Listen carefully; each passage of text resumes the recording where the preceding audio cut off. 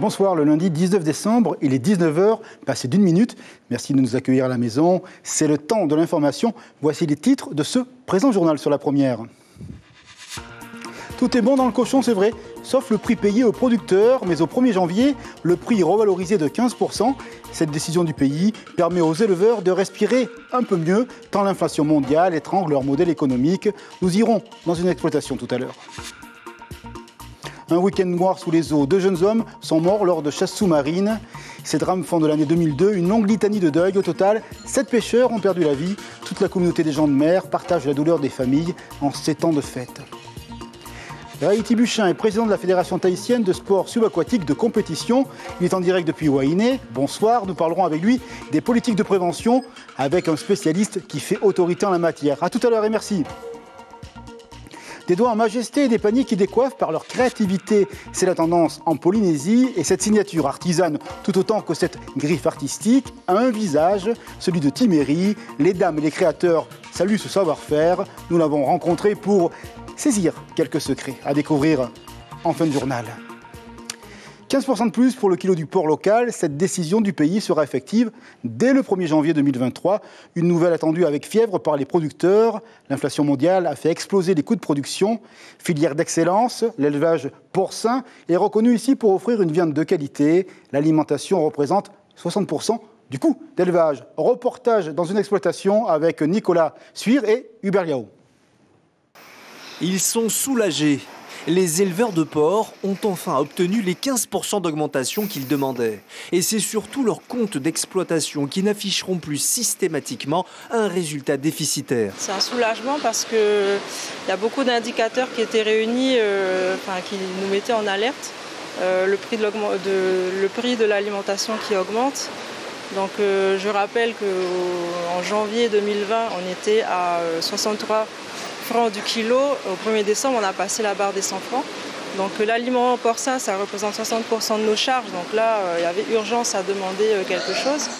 Pour ne pas s'endetter, son père a décidé de limiter sa plus grosse dépense en réduisant son cheptel.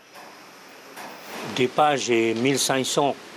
En engraissement, aujourd'hui, à peu près 1000. Mais mes ventes, c'est vraiment baissé de 50%. Dans ce restaurant, on espère que les clients comprendront encore une fois. Mais on constate qu'ils viennent de moins en moins souvent, car ils sont devenus plus regardants sur les prix. Il n'y a pas que le porc, il y a le poulet, il y a la viande. Tout a augmenté, je dirais. C'est pour tous les produits, que ce soit importés ou d'ici, c'est pareil. Le porc en magasin sera tout aussi impacté. D'ores et déjà, quelques consommateurs nous disent en manger moins souvent. Une fois le mois. Une fois le mois ? Ouais. C'est comme la viande. Si la viande de porc augmente de 15%, est-ce que tu penses que tu consommeras encore moins souvent ? Ah bah oui, ça va être automatique. La ration elle va être plus petite.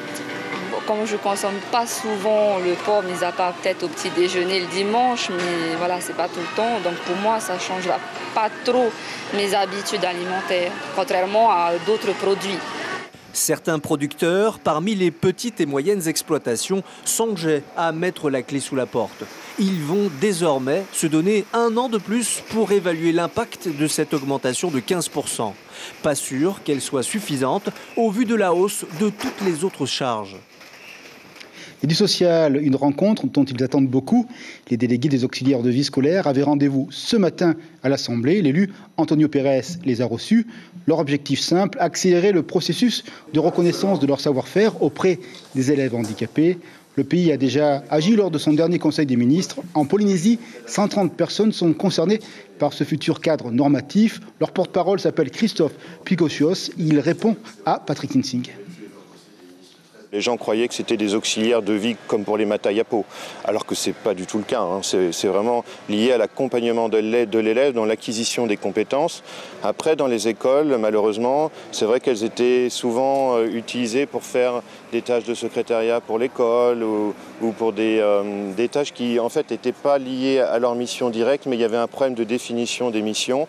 Et là, en effet, c'est vraiment de la reconnaissance comme étant des membres à part entière de l'équipe éducative. Les missions sont clairement définies et en effet, le nom du métier va changer pour vraiment qu'il n'y ait plus de confusion avec les auxiliaires de vie comme pour les Matayapo. Du nouveau dans le ciel et le décollage est a priori prévu pour le mois de février 2023. Air Moana a déjà ses salariés, vous le savez, et désormais son premier avion, l'ATR 72-600, est arrivé cet après-midi sur le tarmac de l'aéroport de Faa. Vous le voyez, cette nouvelle entreprise aérienne fait rentrer la concurrence pour les destinations domestiques. Elle veut miser sur des vols directs et surtout sur une souplesse dans sa relation client. Le directeur général, Ratiniré, est interrogé par notre collègue Mirko Vanfo. L'objectif premier d'Air Moana, c'est d'offrir à la Polynésie le choix. C'est ça le plus important. Permettre aux Polynésiens d'avoir le choix et de développer la concurrence. Moi, j'invite la Polynésie, j'invite les Polynésiens à cultiver cette concurrence. Continuez à voyager avec l'opérateur historique, mais venez également voyager avec Air Moana, car c'est la culture de la concurrence qui va nous permettre d'améliorer les services, mais également de faire baisser les tarifs. On a pu l'observer dans la téléphonie mobile. Lorsqu'il y a eu la concurrence, les services sont améliorés et les tarifs ont baissé. On va essayer de faire la même chose dans le transport aérien domestique. Et presque un film d'horreur hier dans les airs. De la frayeur pour les passagers d'un vol entre Phoenix et Honolulu. L'avion de la compagnie de Hawaï a été pris dans un tourbillon avec de fortes turbulences. Elles ont duré de très longues minutes. Des passagers ont décollé de leur siège et leur tête a heurté avec force le plafond. La soudaineté de cet épisode climatique a fait que le voyant « Attachez votre ceinture » n'était pas encore allumé. Au final, 36 blessés, dont 11 le sont de manière plutôt grave. Des images qui nous viennent donc de Hawaï, vous les voyez. Malheureusement, un autre accident mortel ici, sur les routes du Fénois. Il s'est produit cet après-midi près du collège d'Iteia, au PK 37700. Un véhicule a fait une sortie de route. Le conducteur, un homme âgé de 61 ans, est décédé sur le coup. C'est la 33e victime sur les routes depuis le début de l'année 2022. Donc avec ces faits, redoubler de prudence sur la chaussée. Un chiffre comme une blessure au cœur de bien des familles, 7, c'est le nombre de pêcheurs sous-marins décédés cette année. Et le dernier week-end a été très dramatique avec 2 morts, 2 jeunes, dont un garçon de 21 ans qui laisse derrière lui un bébé et une compagne.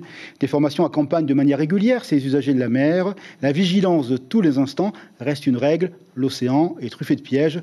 Des paroles de pêcheurs à écouter dans ces moments douloureux avec ce reportage signé Chiquita Taiva et Patrick Insing.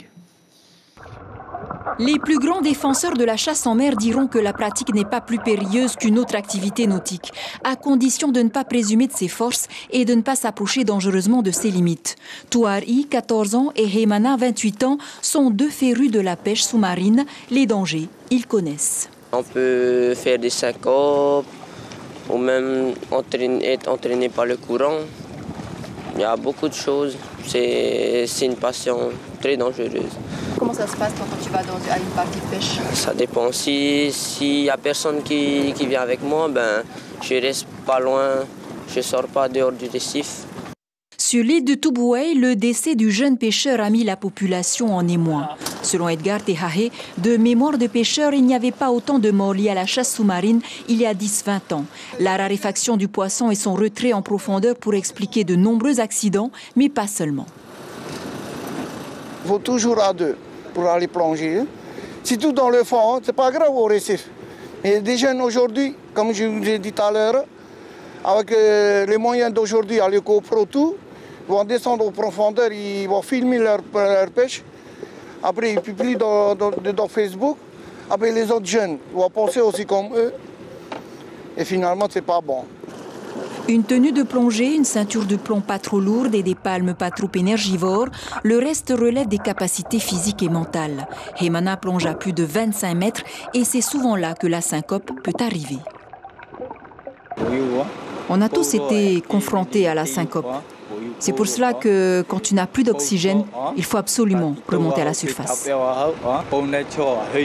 Le seul moyen, c'est de toujours plonger à 2 et toujours faire attention, ne pas vouloir rester au fond juste pour un poisson. Il faut, comme on dit, il ne faut pas know le poisson. Autrement dit, face à la mer, il convient de savoir rester modeste et humble. Partie invitée dans ce journal, Raïti Buchin, président de la Fédération tahitienne de sport subaquatique en compétition, en direct depuis Wainé. Bonsoir Raïti, merci d'être avec nous. Bon, l'émotion est grande et je suppose que l'amoureux de la pêche sous-marine a le cœur ce soir vraiment endolori.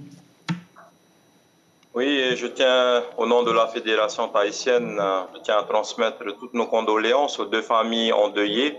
En ces temps de fête, personne ne voudrait être à leur place. Et aussi nos condoléances aux 5 autres familles qui ont vécu le même drame depuis le début de l'année. Donc 7 décès cette année, c'est beaucoup. Et il est peut-être important cette fin d'année de rappeler un peu que, comme ça a été dit dans le reportage en Oreoteiti, que la mer est un lieu sacré et Wahimoa. Et il nous revient aussi à nous de vraiment l'aborder en toute humilité, de pêcher en respectant ses capacités et surtout en pensant à sa famille qui nous attend à la maison, parce que nos familles, elles nous laissent aller à la pêche, elles veulent bien sûr qu'on ramène du poisson, qu'on ramène du marin pour la famille, mais elles veulent avant tout qu'on revienne ramener ce poisson. Et aucun poisson ne vaut une vie. Et ce week-end encore, le monde de la chasse sous-marine est endeuillé par le départ de ces deux pêcheurs. Et cela fait mal au cœur, c'est comme si c'était nos enfants qui partaient tragiquement. Est-ce que ça veut dire que les mamans ont peur lorsque les jeunes s'en vont maintenant pêcher? Est-ce qu'elles ont cette boule au ventre quand les enfants partent? Ou alors disent, allez, soyez vigilants, soyez concentrés? Beaucoup de mamans nous contactent pour que leur enfant puisse suivre une formation. Mais au-delà des mamans, c'est les familles entières. Même les femmes, quand elles laissent partir leurs hommes, elles ont aussi peur pour leur mari. Elles savent très bien que la pêche sous-marine est un sport dangereux. Et voilà, donc même après plus 20, ça a bien été dit par le papa de Tupuai aussi, c'est que quelle que soit son expérience, son niveau de pratique, personne n'est à l'abri, ça peut arriver à tout le monde. Même nous, les plus expérimentés, sommes formateurs, ça peut nous arriver aussi. Donc il faut à chaque fois un peu se remettre en question et se poser les bonnes questions. Et voilà, le jeune l'a bien dit aussi, pêcher à 2, c'est primordial, mais pêcher à 2 en toute sécurité, ça veut dire vraiment se surveiller l'un et l'autre jusqu'à la fin de la pêche. Raïti, on parle beaucoup des 2 jeunes qui sont décédés ce week-end, mais il y a toutes les tranches d'âge qui sont concernées, puisqu'il y a un monsieur de 60 ans qui malheureusement a quitté la vie dans l'océan cette année aussi. Voilà, donc Edgar disait dans le reportage que les réseaux sociaux aussi sont un facteur, c'est sûrement vrai, mais les chiffres nous montrent aussi que toutes les tranches d'âge sont concernées par ces accidents et que personne n'est à l'abri, ça a été très bien dit par le papa de Tupuai. Donc Jean-Claude Brander, à 82 ans, pêche encore à Taha et nous disait très sereinement dernièrement qu'il faut écouter son corps. La forme que l'on avait la semaine dernière, c'est pas la forme qu'on a aujourd'hui. Donc, il faut vraiment être à l'écoute aussi de son corps et penser à sa famille et pêcher selon ses capacités. Et voilà. Et ne pas oublier que c'est un lieu sacré, qu'on ne vient pas de la mer, notre corps n'est pas adapté à ce monde et qu'on doit vraiment l'aborder en toute humilité. Rapidement, Président Buchin, quel est le conseil que vous donnez? Est-ce qu'il faut aller se former chaque année? Est-ce qu'il y a, j'allais dire, un rythme à avoir dans la formation ou pas? La formation initiale est très importante. À ce jour, nous avons formé quand même plus de 500 personnes. Ces 500 personnes sont encore en vie, donc c'est vraiment une satisfaction pour la fédération tahitienne. Et la formation est importante, mais il y a les clubs, mais il y a aussi beaucoup dans chaque district. On a des anciens qui pêchent depuis 20, 30, 40 ans, donc allez voir ces personnes parce qu'ils n'ont peut-être pas suivi de formation. Ils ont développé eux-mêmes aussi de bons réflexes, de bonnes stratégies qui leur permettent, ad aeternam, de continuer à pêcher. Merci beaucoup, Président, de nous avoir accueillis depuis Wainé pour les conseils. Prudence, prudence et vigilance dans l'océan. Bonne fête à vous. Merci beaucoup. Marulu. Ce lundi matin, une dizaine de baigneurs a été piquée par des méduses, et ceci à la Pointrerie, à Taoutou et au quai de Vairao. Par précaution, la baignade est de manière provisoire interdite sur le secteur donc de Taoutou jusqu'au PK0. Renseignez-vous auprès des mairies du secteur. Un dernier voyage dans la traîne de Noël, nous parlons du navire Kobia. Il a pris le large il y a 1 heure pour sa dernière rotation 2022, destination Kokura et Apataki, également du côté de Fakarava. Dans son ventre, des marchandises et des matériaux de construction, plus de 400 tonnes à livrer aux citoyens des îles qui attendent le bateau avec beaucoup d'impatience. Le capitaine nous dit ce qu'il en est. Il est interrogé par notre consoeur Laina Tétouanui. 400 tonnes, ce que le bateau peut transporter. Hein. Qu'est-ce que vous privilégiez à moto? La nourriture. Hein. Pendant un mois, on ne part pas. Donc on privilégie la nourriture. Quand toute la nourriture est embarquée, on commencera à embarquer matériaux de construction, tout ça. Hein. Il y a du monde aujourd'hui? Il y a eu beaucoup de monde. Ce matin, il y a eu le plus à 5 h du matin, ils étaient tous là. J'étais là. Hein. Il y avait un monde fou. Maintenant, il y a un peu moins, mais ça ne va pas arrêter. Hein. Allez, du sourire dans cette édition, le début d'une nouvelle vie pour 15 familles de Maïni. Ce petit miracle, c'est l'OPH qui vient de le faire. 15 maisons neuves ont été attribuées. Leur modèle du F3 au F5 en fonction de la composition des familles. Situé non loin de la Passe, ce lotissement est alimenté par le réseau électrique. D'ici 5 ans, les locataires pourront devenir propriétaires et du terrain et de la maison. Un bénéficiaire heureux devant la caméra de notre correspondant Aïmana Matawa. Ça fait 2 ans maintenant que j'attends la maison. Pour moi, c'est un truc, c'est formidable, hein? Surtout pour nos enfants. Et voilà, par mois, je pense que je vais arrondir pour 20 000, hein, environ 5 ans, pendant 5 ans. Et au bout de ces 5 ans, tu ne peux pas quand même louer, hein, tu ne pourras pas quand même louer, tu ne pourras pas faire de travaux, sauf si tu demandes l'autorisation à l'OPH. Voilà quoi. Je suis très contente d'avoir cette place ici au lotissement Pourreau et démarrer une nouvelle vie. Une joie qui se lit sur le visage que nous partageons avec cette bénéficiaire et sa famille. 15 familles donc du côté de Maïni avec ces nouveaux logis OPH. Elle a des doigts de fée et la minutie de son application fait des merveilles de créativité. Son art, la fabrication de paniers, à nul autre pareil. Son nom, Timeri Tekeupolok, est devenu une référence au marché de Papeete. On peut même dire qu'elle a créé une griffe. Les dames d'ici sont amourachées de ces paniers chics. Caroline Fary avec Mirko Vanfo pour une belle rencontre. Voilà, là on noie comme ça et puis on paye. La honte, mais pas la honte. Tu veux celui-là alors? Okay. Au marché de Papeete, les paniers de Timeri ne passent pas inaperçus. Cette artisane qui a su diversifier sa création travaille en famille, des matières premières en provenance des Australes pour des produits made in Fénois. En fait, c'est une histoire de famille. Après, tout ce qui est tressage, tout ça, par exemple, ce tressage-là, c'est moi qui le fais. Mon mari fait l'intérieur, moi je fais l'extérieur. Et après, comme par exemple, celui-là, c'est ma fille qui le tresse, tu vois, il est différent. Et après, pour la matière première que j'utilise, ça vient de Rimantara. Après avoir confectionné le corps du panier à la maison, les clients peuvent choisir les couleurs et les accessoires sur commande. Les amateurs ne s'y trompent pas et apprécient son travail original. Moi, j'adore, hein. Surtout le design, la façon dont elle est fabriquée aussi, c'est pas mal. Mais après, moi, je dis, même si c'est cher, ça vaut le coup parce que c'est vraiment joli. L'originalité, puis c'est les coquillages, c'est à la mode. Timeri fabrique ses paniers depuis 2016. Récompensée par plusieurs prix d'artisans créateurs, elle prend la relève familiale avec courage et ne compte pas ses heures. Je travaille jusqu'à minuit, j'arrête, je dors. À 6 heures, je me lève pour pouvoir mettre les pièces et après mettre les anses. Et après, je file au marché et je finis le reste. Tu sais, quand tu as des enfants à nourrir, quand tu as un foyer à nourrir, je ne pense pas que tu vas dire que ça c'est dur. Hein. Au contraire, comme on dit toujours, il faut se débrouiller. Hein. Et puis voilà, moi j'ai trouvé ce que j'aime. Amoureuse des défis, Timeri réinvente la tradition pour le plaisir des vaïnés chics ou quand l'artisanat polynésien joue et gagne la carte de l'élégance.